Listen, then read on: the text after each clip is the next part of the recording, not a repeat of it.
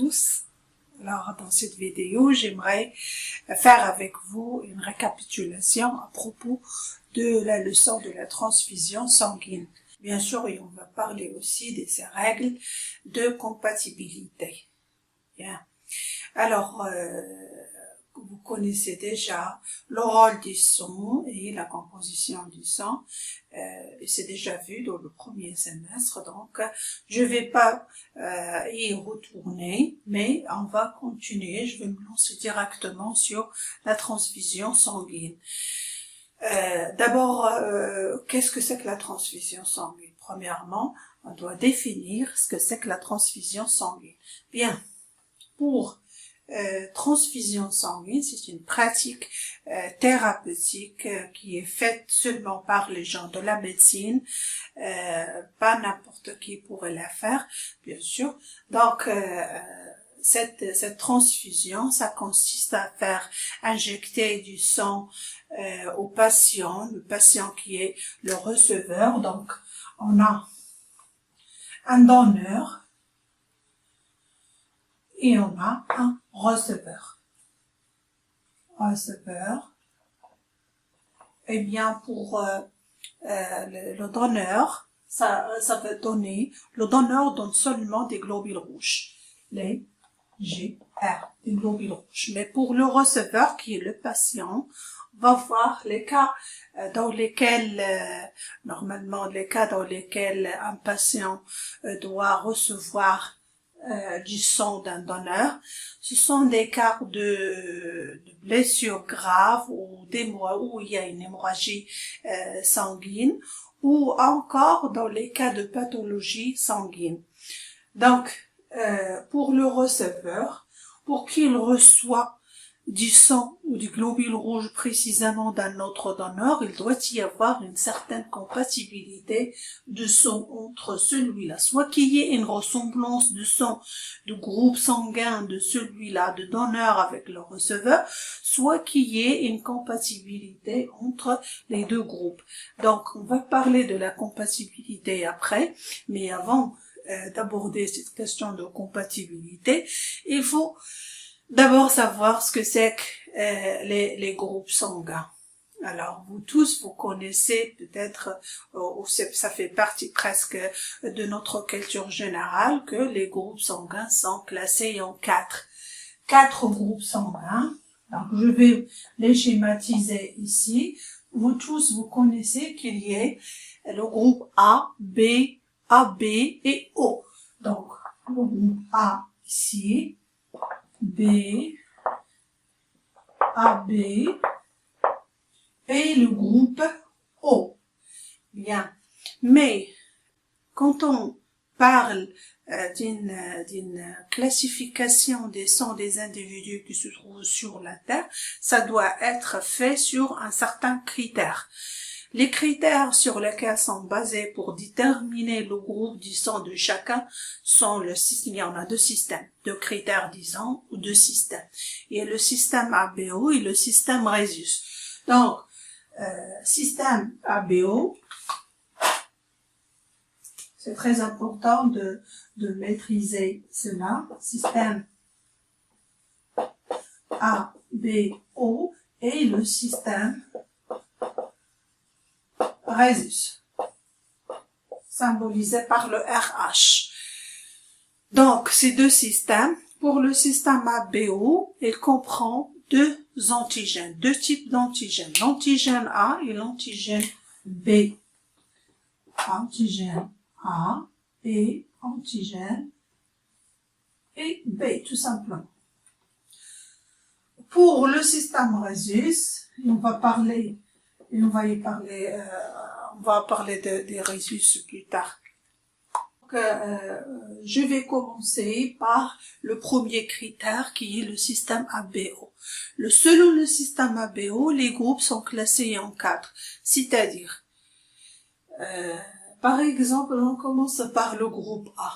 Pour le groupe A, Vous savez que le sang, il est constitué des globules rouges, des globules blancs et du plasma, bien sûr, et des plaquettes. Et il y a une autre composition qui se trouve dans le plasma, bien sûr, il y a des hormones, il y a des anticorps, il y a des nutriments, il y a du O2, CO2, etc. Vous avez appris pendant le premier semestre. Donc, moi, je vais me concentrer seulement sur les globules rouges et les anticorps concernant ces antigènes qui se trouvent sur les globules, sur la surface des globules rouges. Donc, pour le groupe A, les globules rouges, voilà, je vais dessiner les globules rouges. Les globules rouges portent à la surface un antigène. Je vais de type A. Moi, je vais le schématiser de cette façon, mais ça ne veut pas dire que c'est réel. C'est juste un schéma. Mais la réalité, c'est que ces antigènes sont des glycoprotéines qui se trouvent à la surface, tout simplement. Ils n'ont pas une forme géométrique comme ce que je vais dessiner. Par exemple, moi, pour l'antigène A, ou l'agglutinogène, ça s'appelle antigène A, ou agglutinogène. D'accord? Vous allez me dire, qu'est-ce que c'est que cet agglutinogène ou cet antigène? C'est-à-dire quoi? Alors, un antigène, vous connaissez tous, d'après la leçon de l'immunologie, que l'antigène, c'est une protéine, c'est une molécule qui peut déclencher une réaction immunitaire. Par exemple, cette globule rouge, s'il est transfusé à une personne qui possède des anticorps contre cette globule rouge, ça va déclencher une réaction immunitaire chez cette personne. Bon, ça c'est pour l'antigène. Donc, pour le groupe A, on a dit qu'il porte l'antigène A. Pour le groupe B, aussi, je vais schématiser, voilà, les 3 globules rouges. Ces globules rouges, ils portent un antigène B. Voilà, je vais le schématiser par un cercle. Voilà, je vais montrer encore plus. Voilà. Des antigènes qui sont de la forme carrée. Pour le AB, bien sûr, vous devez directement conclure qu'il porte le A et le B. C'est juste. Voilà.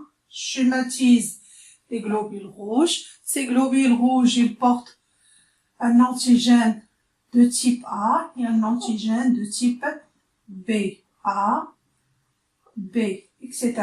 Ils sont tous pareils, bien sûr. Donc, pour le groupe O, je vais, voilà, les globules rouges aussi. Ces globules rouges O, ils ne possèdent ni antigène A, ni B. Donc, à leur surface, il n'y a rien. Il y a zéro, il n'y a pas d'antigène. C'est pour ça qu'on dit que le système ABO se base sur le fait que l'antigène A et B sont présents ou absents, ou présents tous les deux, ou absents tous les deux.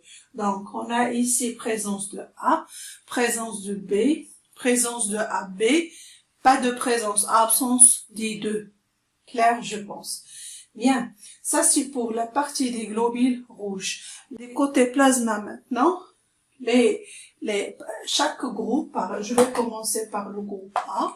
Le groupe A, il y a des anticorps. Je vais les représenter de cette façon.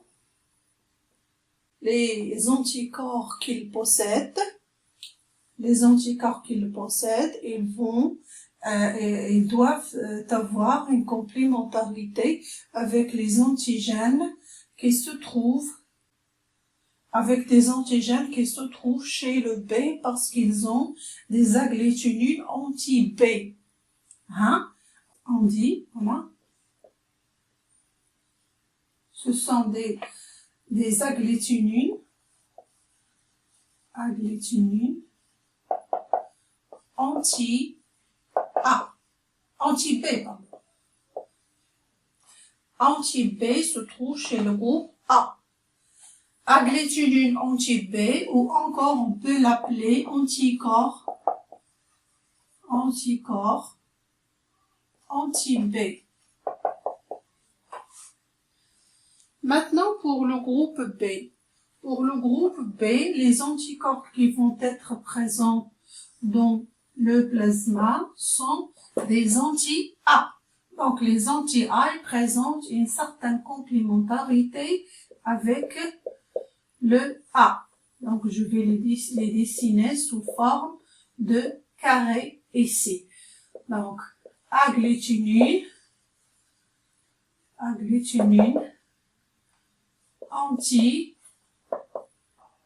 anti-A. Ça c'est anti-B et ça c'est anti-A. Agglutinine anti-A ou encore anticorps anti-A. Voilà. Ça c'est dans le plasma. Alors pour le AB, à votre avis, si vous remarquez ici, on remarque qu'il y a pour le groupe A, les anticorps qui sont présents présentent une complémentarité avec un autre groupe, pas avec les globules rouges, avec les antigènes qui se trouvent sur leur propre globule rouge. Et toujours il y a cette différence. Donc, maintenant pour les AB, est-ce qu'il est possible qu'il ait dans leur plasma des anticorps A et B? Non, bien sûr, s'ils ont des anticorps anti-A et anti-B, ça va donner une agglutination avec leur propre globule rouge, ce qui veut dire que dans le plasma du groupe AB, il y aurait rien. Il y aurait rien comme anticorps. Il n'y a pas d'anticorps ni anti-A ni anti-B. Donc, pas d'anticorps. Ou pas d'agglutinine anti-A ni anti-B. Pour le O qui ne présente aucun antigène à la surface du globule rouge. Alors pour cette O, dans le plasma, il va y avoir des anticorps. Donc ces anticorps, je vais les représenter.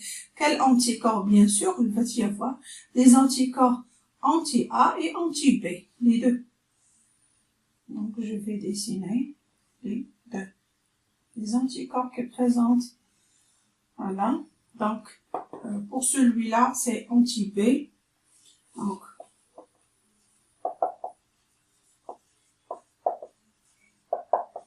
anti-B, le premier, et l'autre c'est anticorps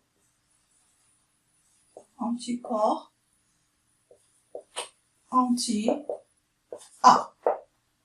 Bien, jusqu'à maintenant c'est bien. Donc maintenant on a classé tous les groupes selon le système APO. On passe maintenant au système Rhésus. Pour le système Rhésus, ça se base sur un antigène principal sur la surface du globule rouge. Autre que ces antigènes A et B, il y a un antigène qui s'appelle le Rhésus. Alors, si l'antigène est présent, on dirait que le groupe c'est Rhésus plus. S'il est absent, on dirait que le groupe est Rhésus moins. Pour côté des anticorps, il y a absence d'anticorps anti-Rhésus, soit dans le Rhésus plus, soit dans le groupe Rhésus moins. Mais on va parler de ça plus tard. Je vais reprendre pour le cas d'un Rhésus, je vais reprendre ça plus tard. Maintenant, je parlerai des règles de la compatibilité, les règles de la transfusion sanguine ou les règles de la compatibilité entre les groupes sanguins et pour éviter toutes sortes d'agglutinations dans le cas où il y a une transfusion sanguine. Bien, alors je commence pour le groupe A. Est-ce que c'est possible que le groupe A peut donner des sangs au groupe B? On va voir. Quand je dis qu'il donne, il va donner quoi? Il va donner seulement les globules rouges. Si je ferais une transfusion, je prendrais seulement les globules rouges du groupe A. Si je prends ces globules rouges, je vais les donner au B. Que va-t-il se passer? Alors, on a des antigènes qui sont carrés ici. Mais dans le placement des groupes B, regardez, on a des anticorps qui présentent la forme carrée. Donc, il y aurait une agglutination. Alors, comment je vais schématiser ça aussi? Je prendrai cette globule rouge, je vais la dessiner, disons qu'on a transfusé cette personne du groupe B par des globules rouges des types ou du groupe A. Donc, ce qui va être passé, c'est ce problème-là. Voilà. Et de l'autre côté, je trouverai un autre anticorps qui va.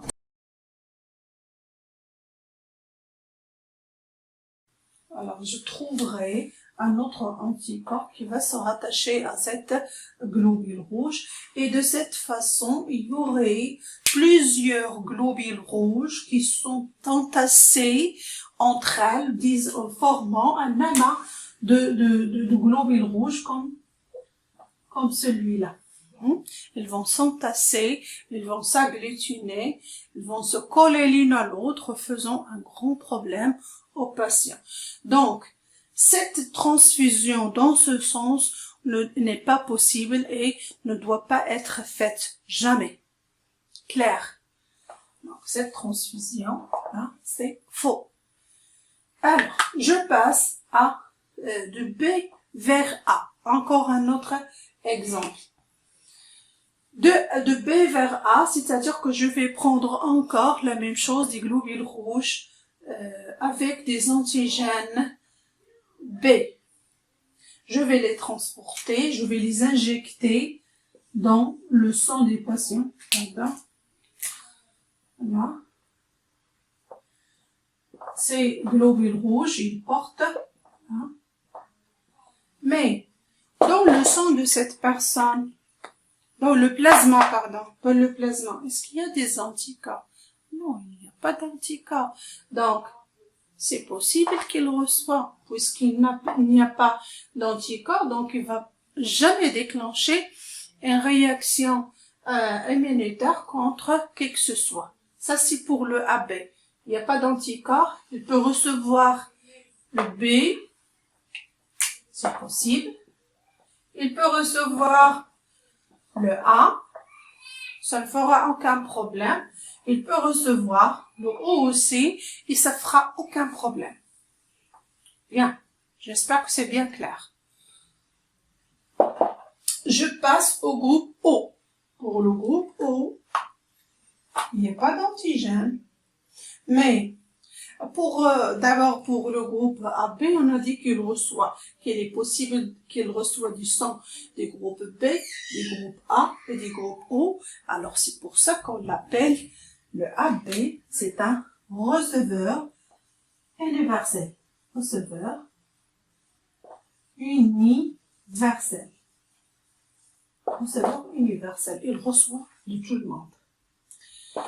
Pour le O, remarquez bien les globules rouges du O et on va faire une possibilité. On va voir une autre possibilité. Par exemple, si on veut injecter du sang qui appartient au groupe O, au groupe A. Dans ce sens-là, est-ce qu'il y aurait un problème ou c'est possible? Alors, pour ces globules rouges-là, ils ne portent aucun antigène. Même s'il y a un anticorps anti-B, mais pour les globules rouges, il n'y a pas d'antigène B pour qu'il pose un problème. Donc, dans ce cas-là, c'est possible. Cette transfusion dans ce sens est possible. Le O peut donner au groupe A. Pour le groupe AB, est-ce qu'il peut donner? Oui, il peut donner exactement. Ici, il n'y a pas d'anticorps, et encore plus, ces globules rouges n'ont pas d'antigène, donc il n'y a pas de problème. Donc, il peut donner, le O peut donner au groupe AB, peut donner au groupe A, mais aussi peut donner au groupe B. Donc c'est pour ça qu'on dit que on appelle le groupe A, c'est un donneur universel. Voilà. Oui aussi, c'est un donneur universel. Pour l'autre, c'est un receveur universel. Bien. Alors, maintenant, je pense pour les règles de la transfusion, on fait tout de telle façon qu'il n'y aurait pas d'agglutination. Le problème d'agglutination, ça doit être évité. Pour qu'il soit évité, alors qu'est-ce qu'il faut? Il faut que les globules rouges injectés au patient, ils doivent être soit qu'ils doivent être identiques aux globules rouges qui les possèdent, ou ils doivent être compatibles avec les anticorps qu'ils possèdent. Compatibles, c'est-à-dire, par exemple, s'il a dans le plasma le anti-B, il ne doit pas être injecté par des globules rouges qui portent un antigène B. Alors, surtout celui-là, il porte le B, mais pour les globules rouges du haut, il peut les accepter sans aucun problème. Donc le A, il ne peut recevoir que de A, de lui-même, ou des groupes O. Alors résumons tout ça, on a bien compris maintenant les règles de compatibilité, mais il y a un schéma qui parle ou qui résume toutes ces lois-là du système APO. Le schéma, c'est le O qui est le donneur universel. Il peut donner à A, il peut donner B, il peut donner ou AB. Alors que le AB, il reçoit de B, il reçoit de O, il reçoit de A. Le AB, bien sûr, il prend de lui-même. L'autre aussi, il est possible qu'elle soit injectée ou qu'il soit, qu'on peut lui transfuser du sang du groupe même. Alors ce schéma-là, ça doit être bien respecté quand on fait une transfusion sanguine. Pour le système Rhésus maintenant, on a dit tout à l'heure que le système Rhésus, ça se détermine par le fait que le Rhésus est présent ou l'antigène Rhésus, bien sûr, est présent sur la surface du globule rouge ou absent. Alors, s'il est présent, on dit que le groupe c'est Rhésus plus. S'il est absent, on disait que le groupe c'est Rhésus moins. Bien sûr, on symbolise le Rhésus soit par le RH, soit par le D. Donc on dit, on a deux cas, le Rhésus plus ou le Rhésus moins. Mais pour côté des anticorps, le plasma, c'est entièrement le contraire de ce qui se passe dans le système ABO. Pour le système ABO, on dit que s'il y a présence d'antigènes, par exemple ici pour le groupe B, s'il y a présence d'antigènes, il y a systématiquement la présence d'anticorps anti-A. S'il y a présence d'antigène d'antigène A, et il y a systématiquement présence d'anticorps anti-B.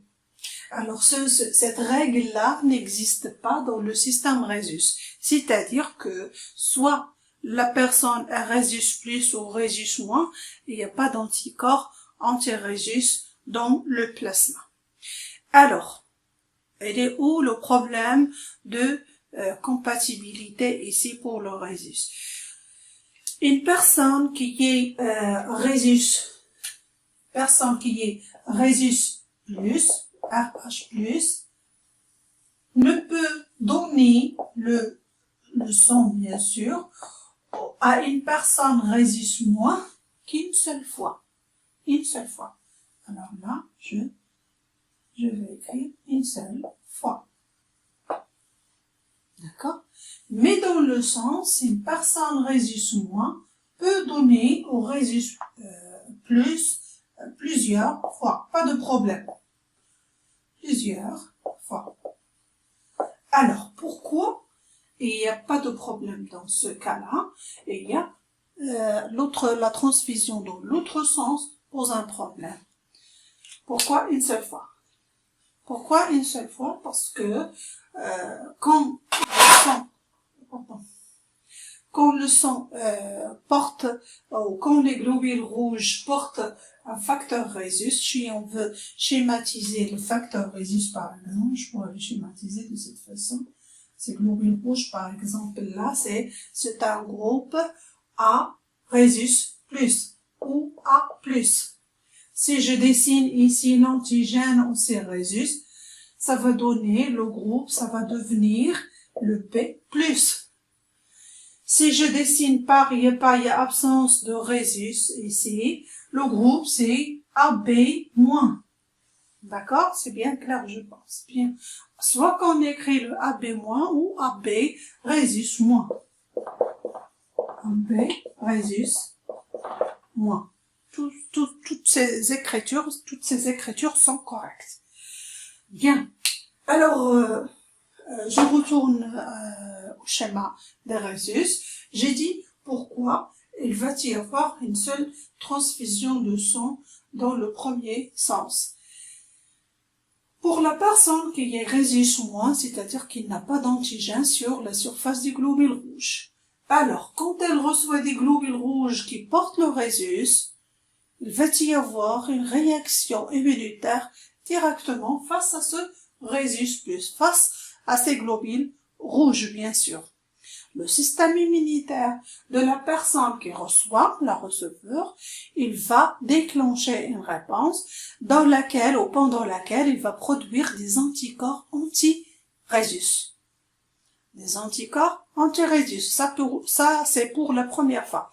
Donc, quand il y aurait le problème, ou le problème de la transfusion, quand il va être posé dans la deuxième transfusion.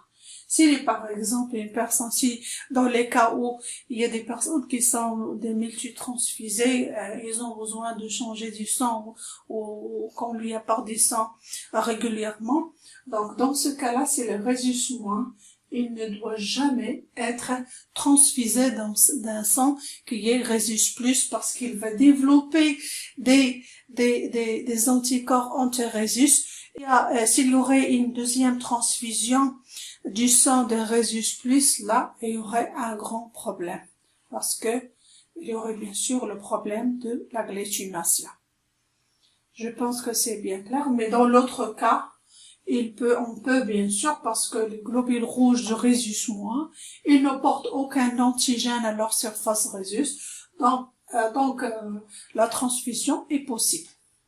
Je pense que j'ai tout expliqué et je pense que la leçon était bien claire. Si vous avez des questions à poser ou quelque chose que vous n'avez pas bien compris, vous l'écrivez dans les commentaires et comme ça je pourrai répondre à vos questions.